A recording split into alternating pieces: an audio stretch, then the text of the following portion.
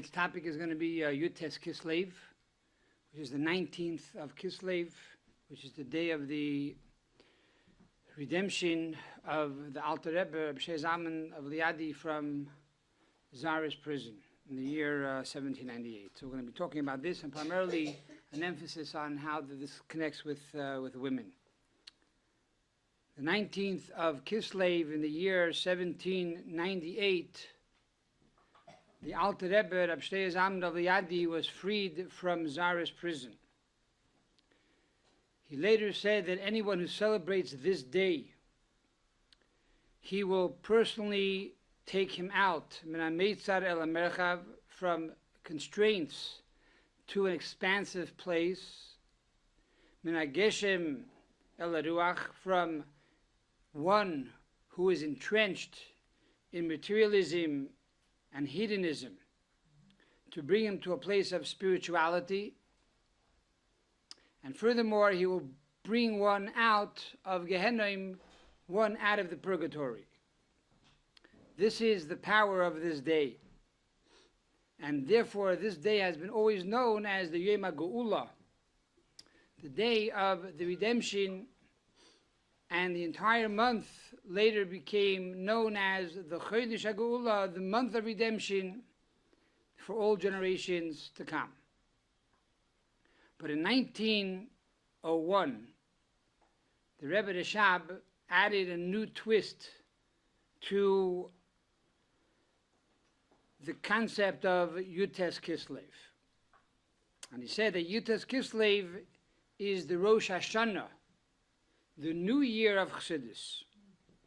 And this concept was accepted by the leading rabbis of that generation, including Rab Chaim Brisker and Rab Chaim Oizer, that they too accepted this new terminology to be given to this holiday of Yud Tes Kislev, the 19th of Kislev.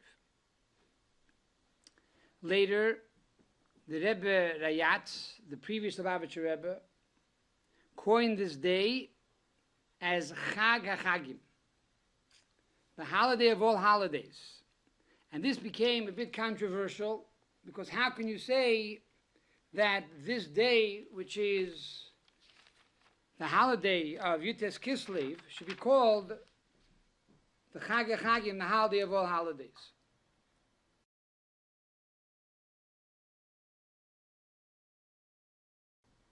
So the Rebbe explained this.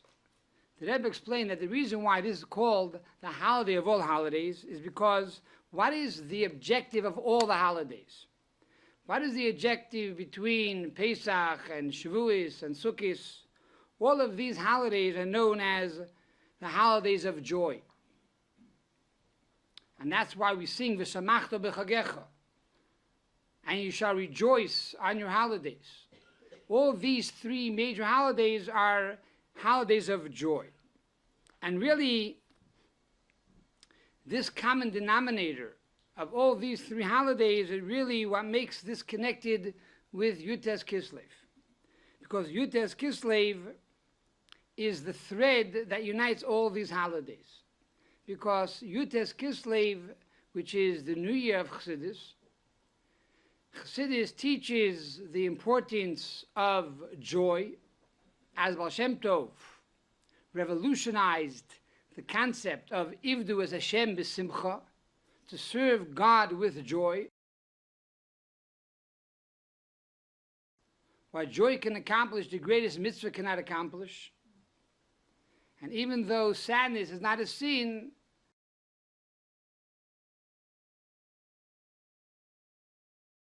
what sadness can cause a person to do, the greatest sin could not cause. So therefore it's called Chag HaChagim, because really the concept of joy is profoundly represented through Chassidus. Another reason why it's called the holiday of all holidays is because on a holiday one is not allowed to fast. One is supposed to eat meat and drink wine, etc., etc. This is another classical rule in Hasidism, that a Jew should not fast and refrain from eating meat and wine, etc., etc., but rather a person should use the physical and elevate it to serve Hashem and make it spiritual. And therefore, again, it's called Chag HaChagim, because this concept, not to fast, but rather to eat, and not to hurt the body, but rather to strengthen the body, is something that Chassidim do every single day of the year. And they receive this nourishment and they receive this inspiration from Yud Tes Kislev, the 19th of Kislev, which is the Rosh HaShanah, the new year of Chassidus, which is Chag HaChagim, the holiday of all holidays. And finally, it says, when Mashiach will come, all the major holidays will be nullified, which means Pesach and Shavuos and Sukkot will no longer be major holidays.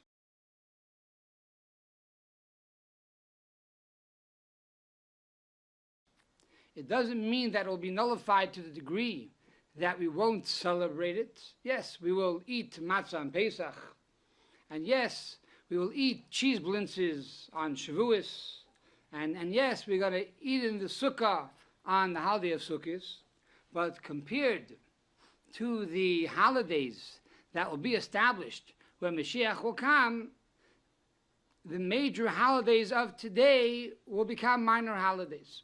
What will then be the major holiday? Yud Tes Kislev. Because the teachings of Chassidus are really the teachings of Mashiach. And we are told that the knowledge of Torah and the teachings of Torah that one learns today is hevel, is naught and nothing compared to the knowledge that Mashiach is going to reveal when he comes.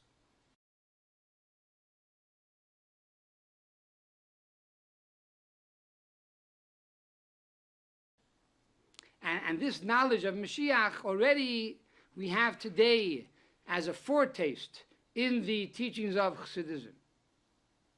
And therefore, Yud Tes Kislev will truly be Chag HaChagim, the holiday of all holidays.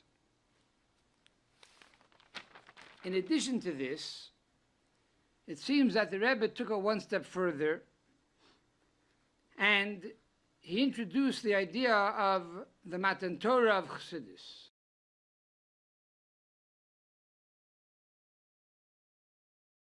The Yud Tes Kislev is also the giving of the esoteric Torah. In other words, we have the Matan Torah, the giving of the Torah, on the holiday of Shavuos, which is the 6th day of Sivan, the 3rd month after one leaves Egypt. Similarly, we also have the Matan Torah, the giving of Kabbalah, which is on Lag BaOmer, the day of the passing of the Rashbi. And we have Matan Torah of Chassidus on Yud Tes Kislev, the 19th of Kislev.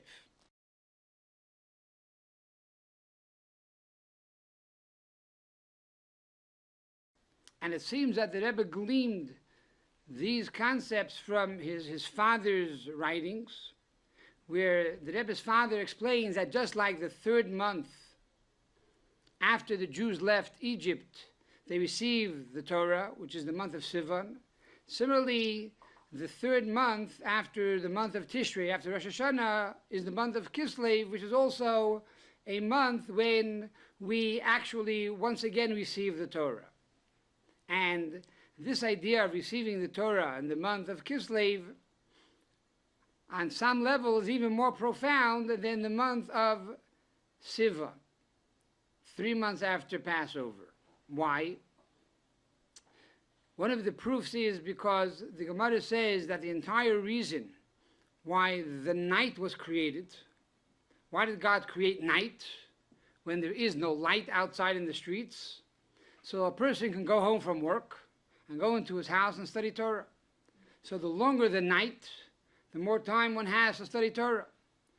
The month of Sivan, the holiday of Shavuos, are very long days and short nights. the month of Kislev, you have very long nights and short days.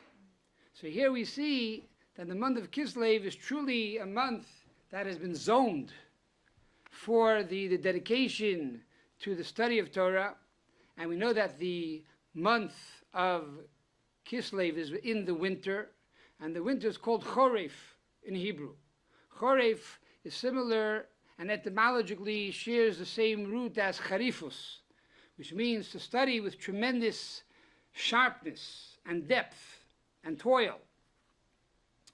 And that's why within the Choref, within the winter, we have the opportunity to learn Torah b'Charifus, to learn Torah in tremendous depth and sharpness, to really understand it in a very profound way. And this is really the idea of Hasidism, which is introduced in the month of Kislev.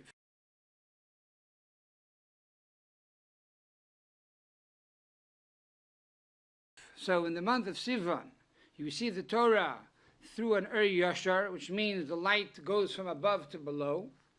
And then in the month of Kislev, we receive the Torah from below to above through the rebound, which is on a higher level than what we call the straight light.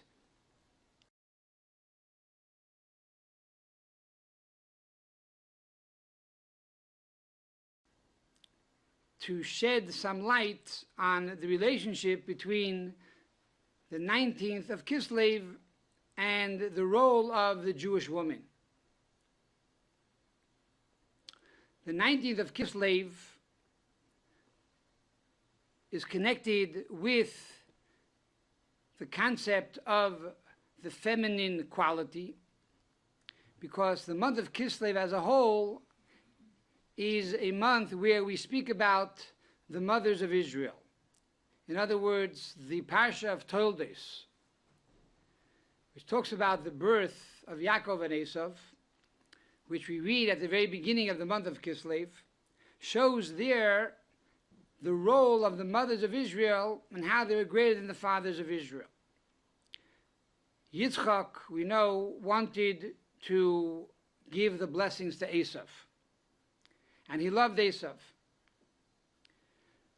However, Rivka understood that if Esav receives those blessings, either he would die or it would have no power over him whatsoever. And the way to transform Esav was to give the brachas to Yaakov. And that is why it was Rivka who was behind the scenes that told Yaakov to go to his father to receive the blessings and prepared the meal for Yitzchak so that Yaakov would be the recipient of those blessings.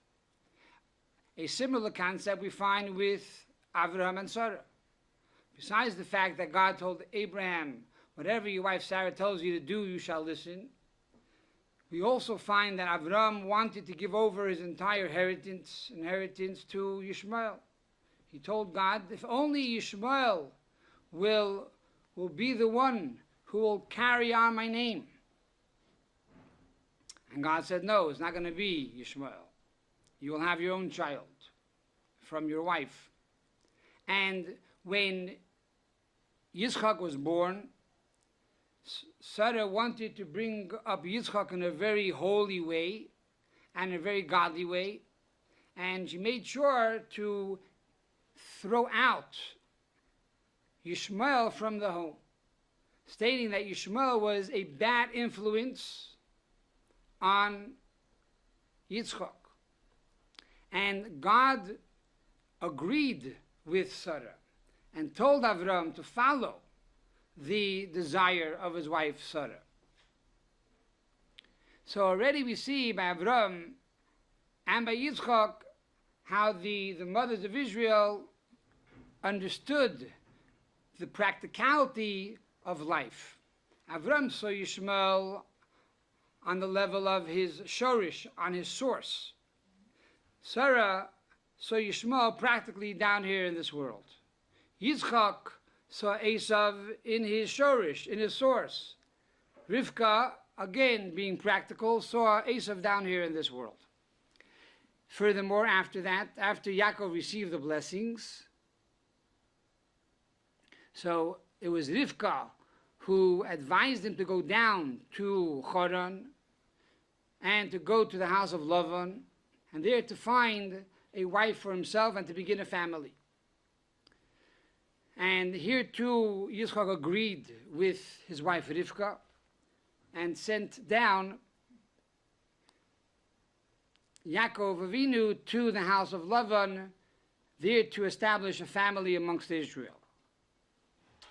Another interesting concept we find pertaining to the shidduch that was made for our patriarchs and matriarchs. Avram was responsible for the shidduch of Yitzchak. What happened from Yitzchak is Yatsa Mimenu Esav, that from Yitzchak went out Esav. So even though he also had Yaakov, but there was an imperfection in his seed. In contrast to Yaakov, that he had mitasei shlema, he had a complete bed. In other words, all of his children were Jews, all of his children were godly, and all of his children became the father of the 12 tribes. When it came to the shidduch of Yaakov, who was responsible? There was Rivka. So here we see that women have a greater blessing and a greater understanding when it comes to making the shidduchim for their children. And that the shidduch that was produced through Rivka came out to be an everlasting and more productive shidduch than the one that was made from Avraham. How does all of this connect to Chassidus? Similarly, we find within the history of Chassidus that even before the Alter Rebbe was in prison, even before the great day of Geula, redemption, when he came out of prison, 6 years earlier there was a terrible decree that the Alter Rebbe was supposed to pass away. His daughter, the Rebbe Leah, heard about it, and she brought 3 Chassidim together, and she made a Beth Din, and said to them that I will give up my life for my father's life. I need you to convene a Beth Din and to agree, and that's the way it will be. And after they agreed, soon later she passed away, and the Alter Rebbe continued to teach and to spread Chassidism for many years to come. So we see from here that it was because of the self-sacrifice of a woman, the self-sacrifice of the Rebbe Leah, that Chassidism became so strong and today has its tremendous influence throughout the entire world.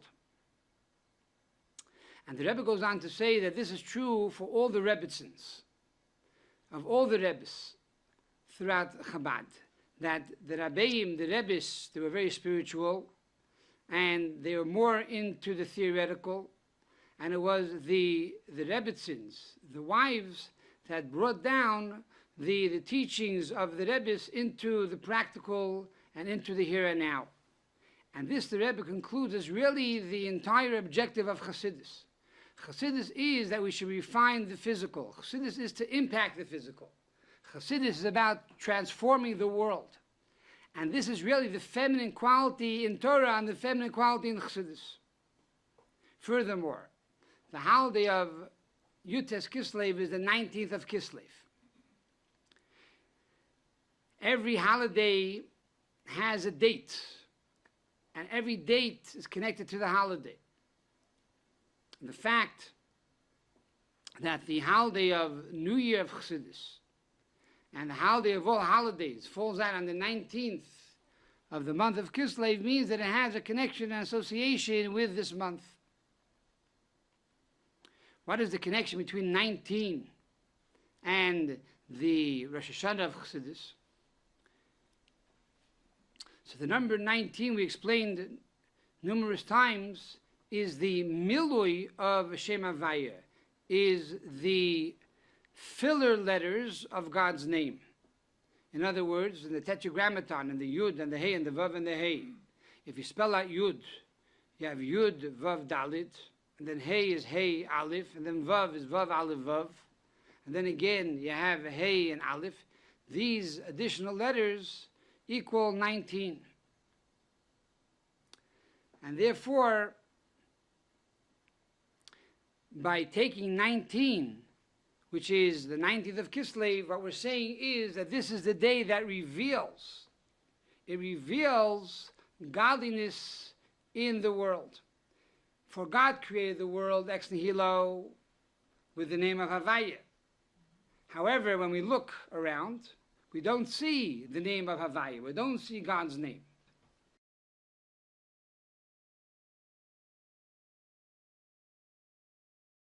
The job of the woman of valor is to reveal this hidden potential, is to reveal the godliness in the world. That is the milui, that is the filler letters of God's name. That is the concept of number 19. And this is the relationship with Chava, which was the first woman, who equals 19. Because the job of Chava, and similarly the job of every mother of Israel and every woman in Israel, is to reveal godliness in the world, and primarily through the teachings of Chassidus.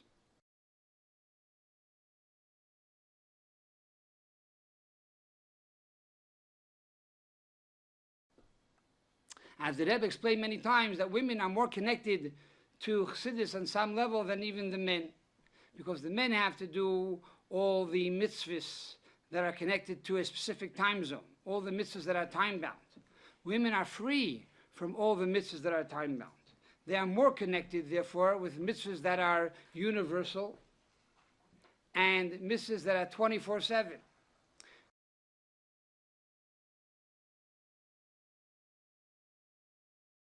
These mitzvahs that are 24/7 are the mitzvahs of fear of God and love of God, which is the topics that primarily are discussed in the teachings of Chassidus.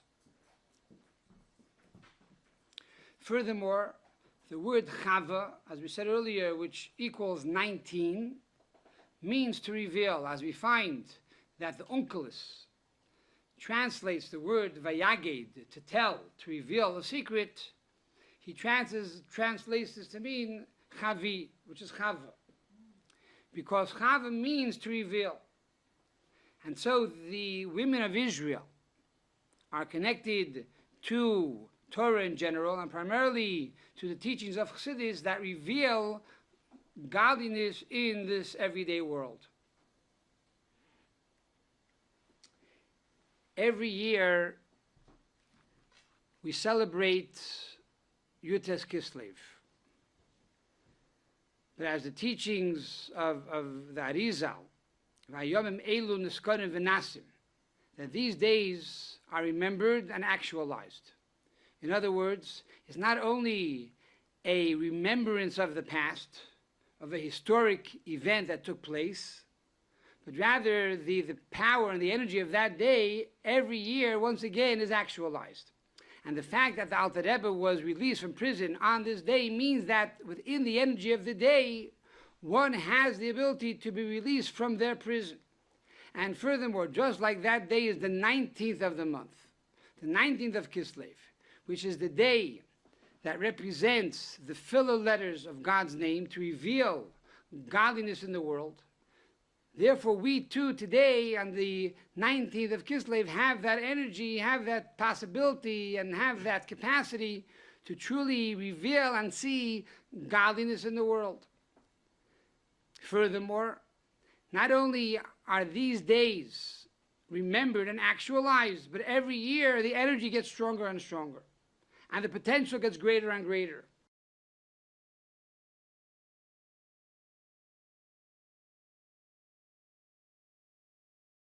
And therefore we're no longer celebrating the 19th of Kislev that the Alter Rebbe celebrated in 1798, but rather we are celebrating a Yud Tes Kislev that is entirely bigger and greater than ever before. And therefore it's an opportunity for all of us to learn Chassidus and to teach Chassidus and to live Chassidus. And as the Alter Rebbe said, it's a day that he will take us out from our constraints to the expansive, and from the material to the spiritual.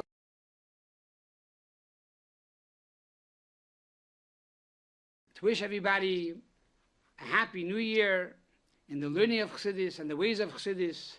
Tikasevu v'seichasemu.